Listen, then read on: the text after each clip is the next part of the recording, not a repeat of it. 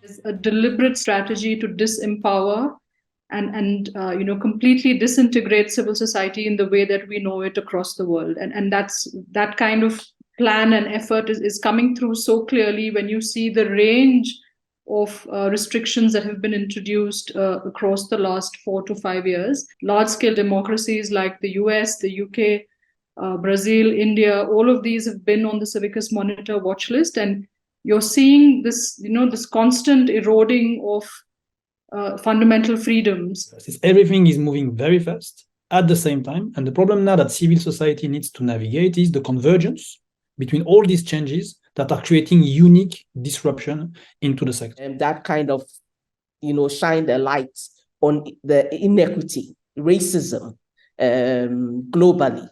It was there, people knew about it, but then you had Black Lives Matter that really brought up the issue and made us question the system that we were running and the sector that we are working in. I think very important for us to change as well, because we do need to change ourselves as well. And then if we look at the summit for the future, it's about transformations that are very much needed in the multilateral sector, and then transformations at the UN level. We are not just implementing agencies. We're not just organizations that are trying, to improve the world. We are also a significant part of our national and international regional societies. So we have a responsibility that comes with it. Elections is one piece.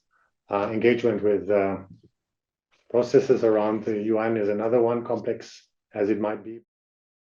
We need to factor in time to talk to people, time to have authentic conversations before the camera gets out. Understand their limits, understand their fears, their concerns, and what they would like to get out of the project. Let's talk a little bit about funding, because that's important in this conversation.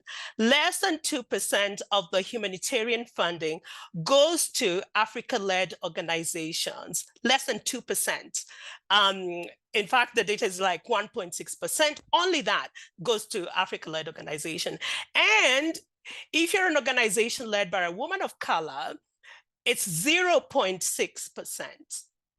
And Patrick, this tells you these numbers because data tells a story. These numbers reflect the bias in the sector, reflects the stereotypes about capacity, about capability, about who becomes the leader, right? About what experience is actually valued. Is it the lived experience of the people, or is it a certain archetype of experience, within the sector? How do you voice the voice of the voiceless? How do you ensure that the voices actually are heard? Because hearing the voices is one, but ensuring that the voices that you've heard count is also another thing. How could we reconfigure the architecture of representation to ensure that those that are marginalized are able to actually voice their issues by themselves and not by somebody else? So marginalized groups are often definitely underrepresented in decision-making processes, and institutions that govern the provision of those essential services are also not really geared towards ensuring that they're actually involved. And that can definitely result in services that do not adequately address the specific issues and needs that actually are aligned to their call or pressing needs as such. And so, Jennifer has mentioned that some disabilities are not even recognized to the extent that people self-deny, that they're a marginalized group, right?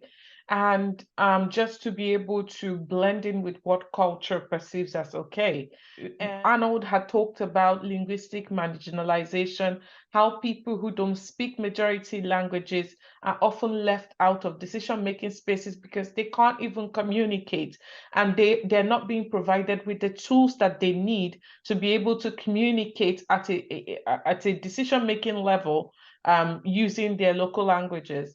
And in my opinion, the most pressing challenge or issue could be the lack of structures and policy frameworks that protect the interests of the minority groups or groups that have been marginalized. You can join the Funders Action Pod. You can join the INGO Action Pod. You can be part of the community gatherings. So these are the areas where people could join. There's Shift the Power movement. There's a big summit that is coming up in Bogota from December 5 to 7. If you can make it there, be there. I think that is the place to be. The Pledge for Change, you can sign up. It's led by Adesso. You can sign up to the Pledge for Change as well. And the GPI network is also open to have more members join it, because we do need that strong voice to push for global public equitable financing. I mean, if you are in the digital divide, you don't access the same tool as others in the world, you don't access the same capabilities, then you are suffering from your digitization roadmap. Civil society, as you all know, have been facing many threats and challenges and crises over the past years, if not decades, and developed quite effective crisis response mechanisms to respond to them. However, there is still a gap in understanding and acting on the longer-term trends causing this crisis. So our ambition with this initiative is to move the conversation beyond reactive firefighting of the current crisis in order to better prepare for future crises and trends that might be coming at us, as well as become more proactive to shape the future that we want. That AI has developed so much. We are coming from a point where we could start seeing some of the communication and images and start understanding them as whether they are real or not.